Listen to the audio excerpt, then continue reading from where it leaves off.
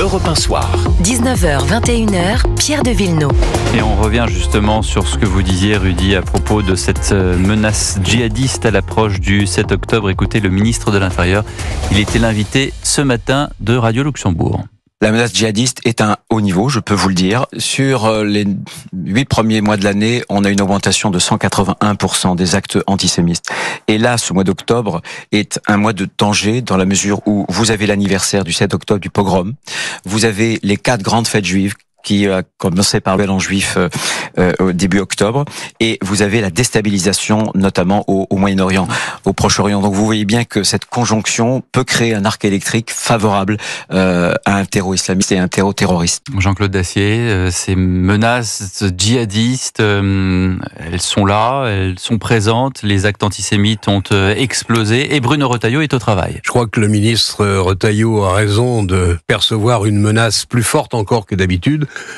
Le 7 octobre, on va être une date, ce sera pas la seule, mais c'est une date très forte que on va tous à la fois célébrer et redouter, parce que on a une communauté importante, religieux musulmans, si évidemment tous ne sont pas ce qu'on peut redouter, et heureusement, mais on a aussi une fragilité à nos frontières qui est redoutable, donc on peut entrer à peu près dans ce pays comme on le souhaite.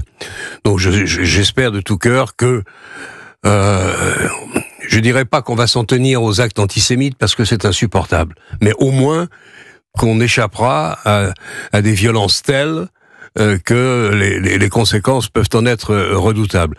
Mais enfin, on a déjà, avec une communauté juive très importante en France, avec ce qui s'est passé et ce qui continue de se passer, avec des gens qui divergent fortement sur la politique israélienne, on a une situation qui est politiquement extraordinairement compliquée.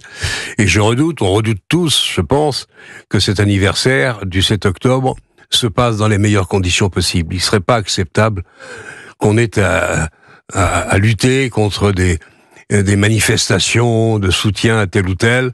Il faut s'incliner devant les victimes quand même, ça me paraît indispensable. Mais quand je dis ça, j'en suis pas trop sûr. Antonin André. Je vais être un peu moins pessimiste que Jean-Claude. D'abord, on vient de traverser la période des Jeux Olympiques, qui était une période qui, sur le plan de la menace terroriste, était extrêmement tendue et qui offrait une grande vulnérabilité à la France à d'éventuels attentats. Rien ne s'est passé et tout s'est bien déroulé, notamment grâce aux forces de l'ordre qui ont fait un travail remarquable, je dois dire, et qui étaient extrêmement présentes sur le terrain. Je pense que la France et les services de sécurité aujourd'hui sont suffisamment armés et très conscientisés sur ces menaces-là. Il est du ressort du ministre de l'Intérieur, effectivement, de rappeler à tout le monde que la vigilance la plus forte doit être dans tous les esprits. Et quand je dis tous les esprits, c'est que c'est aussi chaque citoyen. C'est-à-dire que il y a quelque chose de frappant quand vous allez en Israël, c'est que tout le monde est conscientisé d'une menace permanente. Et les gens vivent avec ça et ont parfois des réflexes qui consistent à désarmer un assaillant. Je crois que dans l'attentat récent dans le bus, d'ailleurs, ça a été le cas.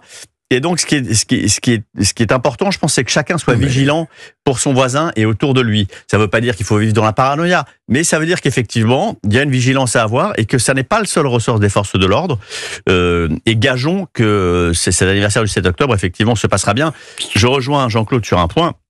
J'espère surtout que les forces politiques, et notamment celles de la France insoumise et d'une partie de la gauche, ne vont pas se saisir de cette opportunité pour déballer des messages dégueulasses sur Twitter et autres réseaux sociaux pour exciter les plus radicalisés ou les plus faibles d'esprit, parce que ça, ce serait une faute politique supplémentaire. Avec eux, on n'est jamais sûr de rien. Mais il y a une porosité incontestable, très forte, des événements du Proche-Orient sur les deux communautés que nous avons accueillies sans la moindre problème, avec la communauté juive qui est installée en France depuis très longtemps et qui, je veux le croire... Et qui est en pleine fête d'ailleurs. Oui, donc qui va fêter en effet ces fêtes religieuses, mais qui, je crois, c'est bien que la France n'est pas fondamentalement antisémite. Mais néanmoins, vous avez une porosité de ces événements qui sont jugés, tel ou tel peut le juger différemment, et vous risquez d'avoir en effet quelques manifestations de jeunes musulmans qui soient pas tout à fait ce qu'on peut souhaiter ce jour-là. Bruno Retailleau qui a dit également ce matin à nos confrères qu'un attentat avait été déjoué juste avant l'été, donc avant effectivement la période des Jeux Olympiques qui par chance s'est bien passé. Les attentats sont régulièrement déjoués. Exactement, mais ça les renseignements le savent, ils sont sur les dents tous les jours, et d'ailleurs il faut les saluer. ici même encore ce soir. Il a également approché l'autre thème sont les moyens pour convaincre les pays récalcitrants de reprendre les résidents dans les échanges des visas consulaires. On écoute. Pour les pays qui vont être récalcitrants, il y a 3 leviers. Il y a la politique des visas.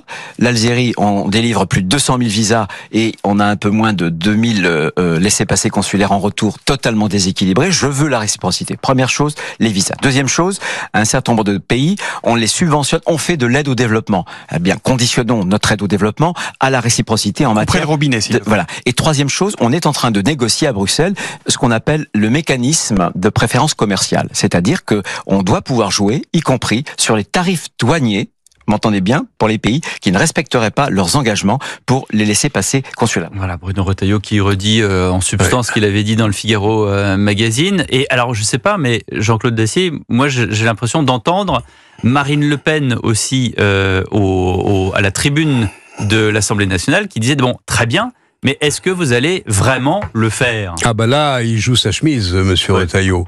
Parce que je dirais presque en principe, que si l'Algérie, la Tunisie, le Maroc mettent de l'ordre dans leur politique de délivrance des visas, en gros, donner à peu près l'équivalent en visa vers la France et accepter un nom à peu près équivalent d'individus douteux sur leur sol, il est évident que s'ils réussissaient ça, politiquement, champagne. Il n'y a pas que ça, il y a bien d'autres choses, mais ça va être extrêmement difficile. Mais c'est vrai que Retailleau et même Michel Barnier vont jouer une partie de leur crédibilité sur un dossier qui est... Moi, j'ai toujours été convaincu, peut-être à tort, que l'effondrement de la cote, les graves difficultés de la cote du président de la République sont dues à la faiblesse de ses postures sur l'immigration et sur le cortège qui va avec. Je peux me tromper. Si c'est le cas, et si Michel Barnier réussit à, je dirais pas l'inverse, mais à corriger largement cette trajectoire, bon, peut-être qu'il va pas rester au pouvoir 3 mois, mais que les Français vont l'approuver durablement.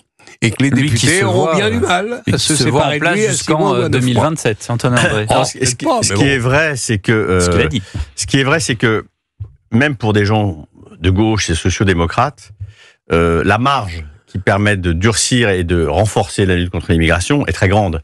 Et là où je rejoins Jean-Claude, c'est précisément qu'Emmanuel Macron n'a jamais pris à bras le corps ces sujets d'immigration, de laïcité, de sécurité.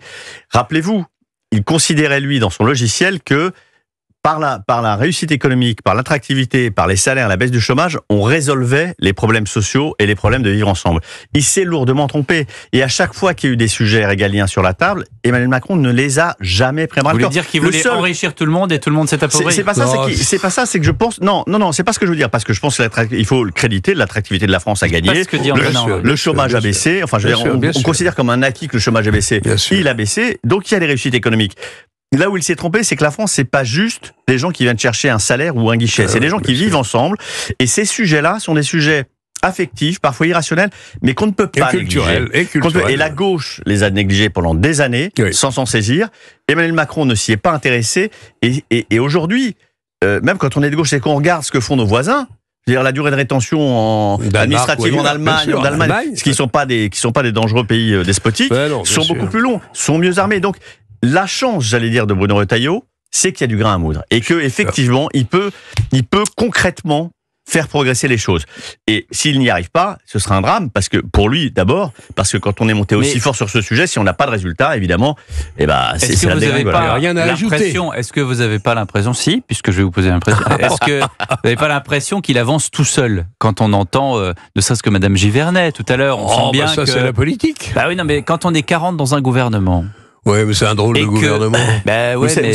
Vous savez ce qui s'est passé à Marseille aux législatives. Je voyais Sabrina Agresti-Roubache en début de semaine, qui était élue là-bas, qui est une amie d'Emmanuel Macron.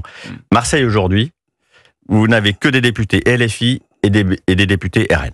Voilà. Donc, de deux choses l'une. Et vous savez que dans les quartiers où Sabrina Agresti-Roubache vivait et où elle était populaire, les quartiers, y compris musulmans de première génération, votent RN. Oui. Donc, le sujet est là. C'est-à-dire que ce sont les mêmes qui votaient Sarkozy. L'insécurité et la pression migratoire, le ressenti qu'on en a, en fait, concerne aujourd'hui tous les Français de tous. Alors soit on s'en occupe et effectivement on sortira peut-être un peu de cette espèce de polarisation qui nous fatigue d'une certaine façon parce qu'on n'a pas envie de s'affronter les uns les autres. Soit on ne le fait pas et à ce moment-là on ne sortira pas de cette espèce d'étau. Je suis d'accord, c'est pour ça que Marine Le Pen croit dur comme fer qu'elle a des sérieuses chances de gagner en 2027 et c'est pour ça en même temps qu'elle doit avoir un peu l'angoisse aux tripes, si j'ose dire, lorsqu'elle va tous les jours devant les juges en sachant qu'ils peuvent éventuellement. Une autre angoisse au trip en se disant que c'est sa dernière chance. C'est-à-dire que j'imagine mal une autre tentative bien sûr. En 32. Merci beaucoup Antonin André et Jean-Claude Dacier. Dans un instant pour la deuxième heure, Vincent Roy, Georges Fenech, nous accueillerons Henri Guénaud, haut fonctionnaire, ancien conseiller spécial de Nicolas Sarkozy. À tout de suite sur Europe 1. 19h, 21h, Europe 1 Soir.